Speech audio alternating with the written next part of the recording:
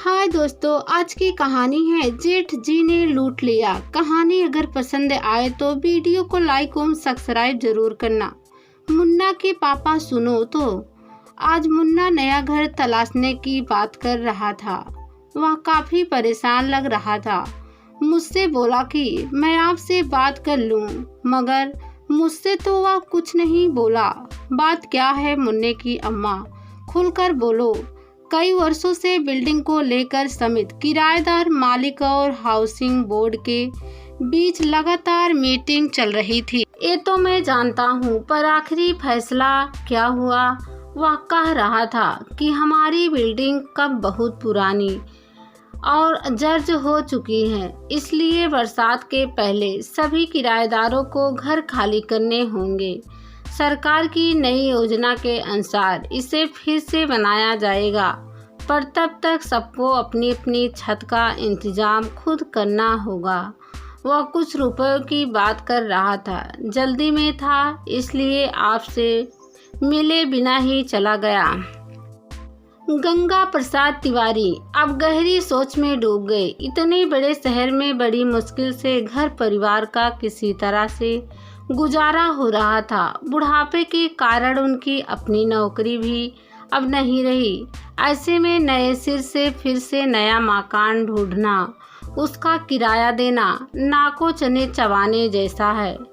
Gallery में कुर्सी पर बैठे बैठे तिवारी जी शून्य में खो गए थे। उनकी आंखों के सामने 30 साल पहले का वह मंजर किसी चलचित्र की तरह चलने लगा। दो छोटे छोटे बच्चे और मुन्ने की मां को लेकर जब वे पहली बार इस शहर में आए थे, तब यह शहर अजनबी सा लग रहा था, पर समय के साथ वे यहीं के होकर रह गए। सेठ किलाचंद जी एंड कंपनी में मुनीम जी की नौकरी, छोटा सा ऑफिस, एक टेबल और कुर्सी, मगर व्यापार करोड़ों का था, जिसका मैं एक छत सेनापति था। सेठ जी की हो मेहरबानी थी कि उस कठिन दौर में बड़ी मुश्किल से लाखों की पगड़ी का जुगाड़ कर पाया और अपने परिवार के लिए एक छोटा सा आशियाना बना पाया। जो ऊबदार घर कब बन गया पता ही नहीं चला। दिन भर की थकान मिटाने के लिए अपने हक की छोटी सी जमीन, जहां सुकून से रात गुजर जाती थी और सुबह होते ही फिर वह रोज की आपाधापी परी तेज रफ्तार वाली शहर की जिंदगी। पहली बार मुन्ने की माँ जब गांव से निकलकर ट्रेन में बैठी तो उसे सब कुछ अविश्वसनीय सा लग रहा था। 2 रात का सफर करते हुए उसे लगा जैसे वह विदेश जा रही हो। धीरे से वह कान में फुसफुसाई, अजी, इससे तो अच्छा अपना गांव था। सभी अपने थे वहाँ। यहाँ तो ऐसा लगता है जैसे हम किसी पराये देश में आ गए हों। कैसे गुजारा होगा यहाँ? चिंता मत करो मुन्ने की अम्मा, सब ठीक हो जाएगा। जब तक मन करेगा यहाँ रहेंगे, और जब घुटन होने लगेगी तो गांव लौट जाएंगे। गांव का घर, खेत, खलिहान इत्यादि सब है। अपने बड़े भाई के जिम्मे 100 कर आया हूँ। बड़ा भाई पिता समान होता है। इन 30 सालों में इस अजनबी शहर में हम ऐसे रच बस गए मानो यही अपनी तपस्वी कर्मभूमि है। आज मुन्ने की माँ भी गांव में जाकर बसने का नाम नहीं लेती। उसे इस शहर से प्यार हो गया है। उसे ही क्यों, खुद मेरे और दोनों बच्चों के रोम रोम में यह शहर बस गया है। मानो कि अब मैं थक चुका हूँ, मगर अब बच्चों की पढ़ाई पूरी हो गई है। उन्हें ढंग की नौकरी मिल जाएगी तो उनके हाथ पीले कर दूंगा और जिंदगी की गाड़ी फिर से पटरी पर अपनी रफ्तार से दौड़ने लगेगी। अचानक किसी की आवाज़ ने तिवारी जी की तंद्रा भंग की।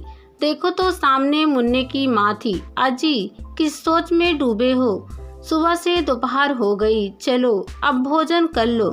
मुन्ना भी आ गया है, उससे पूरी बात कर लो और सब लोग मिलकर सोचो कि आगे क्या करना है। आखिर कोई समाधान तो निकालना ही पड़ेगा।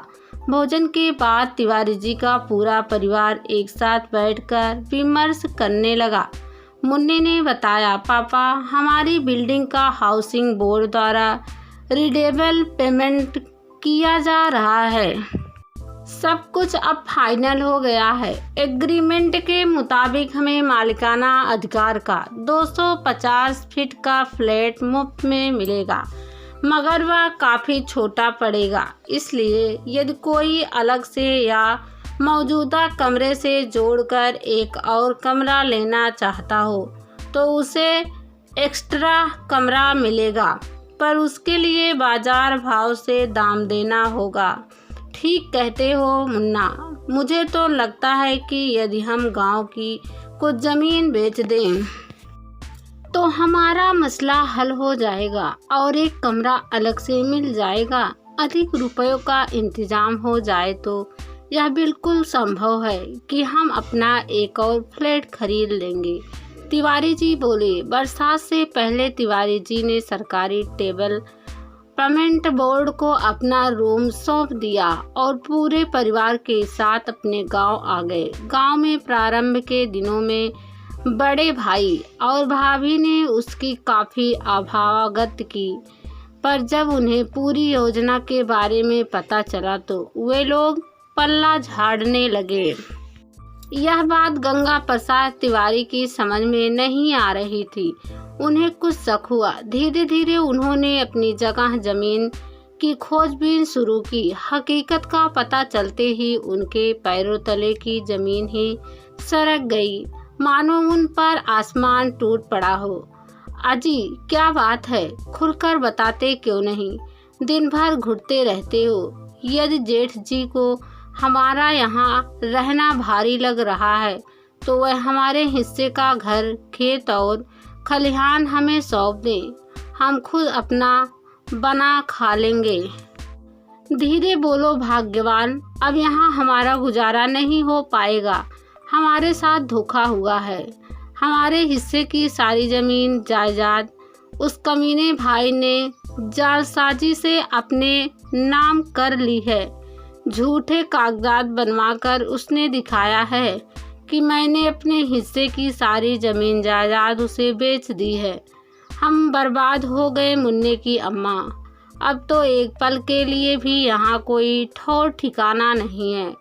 हमसे सबसे बड़ी भूल यह हुई कि साल 2 साल में एक आध बार यहाँ आकर अपनी ज़मीन जायदाद की कोई खोज खबर नहीं ली। अरे दया, ये तो घात हो गया। अब हम कहाँ रहेंगे? कौन देगा हमें सहारा? कहाँ जाएंगे हम अपने इन दोनों बच्चों को लेकर? बच्चों को इस बात की भनक लग जाएगी तो बड़ा अनर्थ हो जाएगा। बिलाप करके मुन्ने की माँ रोने लगी। पूरा परिवार शोक में डूब गया। न चाहते हुए भी तिवारी जी के मन में घुमड़ती पीड़ा की गठरी आखिर खुल ही गई थी। इसके बाद तिवारी जी परिवार में कई दिनों तक वाद विवाद विमर्श होता रहा। सुकून की रोटी जैसे उनके नसीब की परीक्षा ले रही थी। अपने ही गांव घर में अब गंगा प्रसाद जी का परिवार बेगाना हो चुका था। उन्हें कोई सहारा नहीं दे रहा था। वे लोग जान चुके थे कि उन्हें लंबी कानूनी लड़ाई लड़नी होगी, पर इस समय गुजर बसर के लिए छोटी सी झुग्गी भी उनके पास नहीं थी। गांव की जमीन के हिस्से की पावर और एंट्री बड़े भाई को देकर उन्होंने बहुत बड़ी भूल की थी। उसी के चलते आज वे दर दर की ठोकरें खाने के लिए मजबूर थे। उसी गांव में मधुकर चौहान नामक संपन्न दलित परिवार था। गांव में उनकी अपनी बड़ी सी किराने की दुकान थी।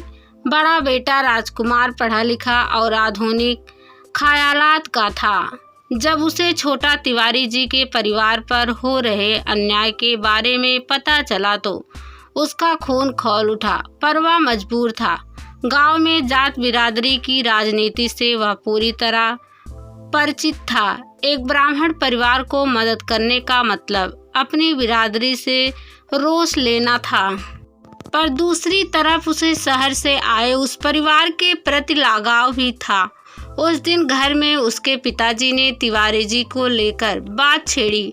जानते हो तुम लोग, हम वही दलित परिवार हैं जिसके पुरखे किसी जमाने में उसकी तिवारी जी के यहाँ पुश्तों से हरवाही किया करते थे। तिवारी जी के दादाजी बड़े भले इंसान थे। जब हमारा परिवार रोटी के लिए मुहताज था, तब इस तिवारी जी के दादाजी ने आगे बढ़कर हमें गुलामी की दास्ता से मुक्त देकर अपने पैरों पर खड़े होने का हौसला दिया था। उस अन्नदाता परिवार के एक सदस्य पर आज विपदा की घड़ी आई है। ऐसे में मुझे लगता है कि हमें उनके लिए कुछ करना चाहिए। आज उसी परिवार की बदौलत गांव में हमारी दुकान है और हम सुखी हैं। हाँ बाबूजी, हमें सच का साथ देना चाहिए। मैंने सुना है कि बैंकों के राष्ट्रीयकरण के बाद जब बैंक के दरवाजे सामान्य लोगों के लिए खुले, तब बड़े तिवारी जी ने हमें राह दिखाई थी।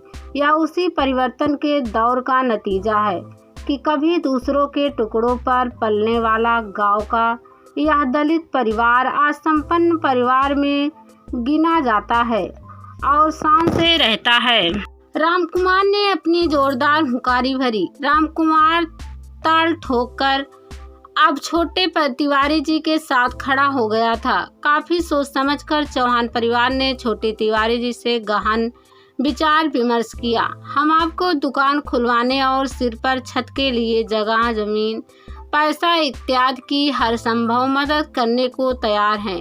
आप अपने पैरों पर खड़े हो जाएंगे तो यह लड़ाई आसान हो जाएगी। एक दिन आपको आपका हक जरूर मिलेगा। चौहान परिवार का भरोसा और साथ मिल जाने से तिवारी परिवार का हौसला बढ़ गया था। रामकुमार के सहारे अंकिता अपनी दुकानदारी को बखूबी संभालने लगी थी। इससे घर में पैसे आने लगे थे। धीरे धीरे उनके पंखों में बल आने लगा और वे अपने पैरों पर खड़े हो गए। तिवारी जी की दुकानदारी का भार उनकी बिटिया अंकिता के जिम्मे था, क्योंकि तिवारी जी और उनका बड़ा बेटा अक्सर कोर्ट कचहरी और शहर के फ्लैट के काम में व्यस्त रहते थे।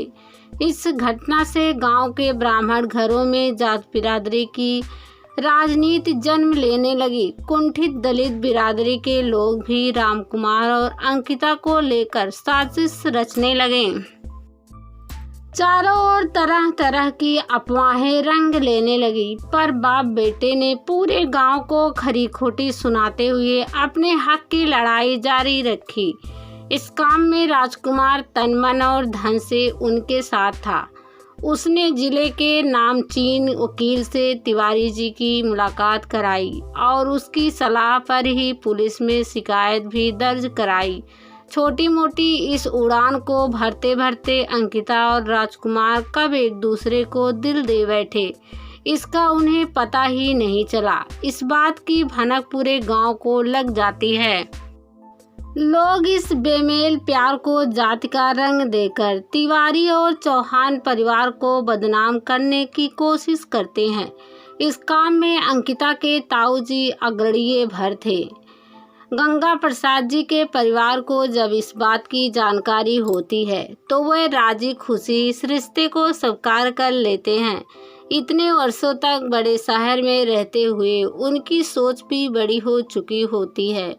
जात बिरादरी के बजाय सामान, इज्जत और इंसानियत को वह तजुर्बा देना चाहते थे। जमाने के बदलते दस्तूर के साथ परिवर्तन की आंधी अब अपना रंग जमा चुकी थी।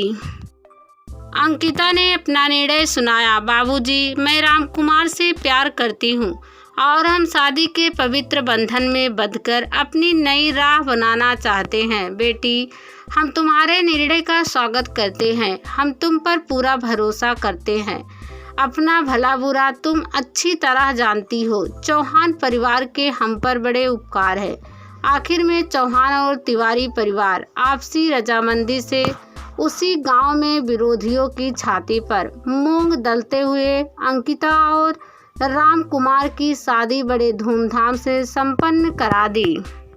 एक दिन वह भी आया जब गंगा प्रसाद जी अपनी जमीन जायदाद की लड़ाई जीत गए।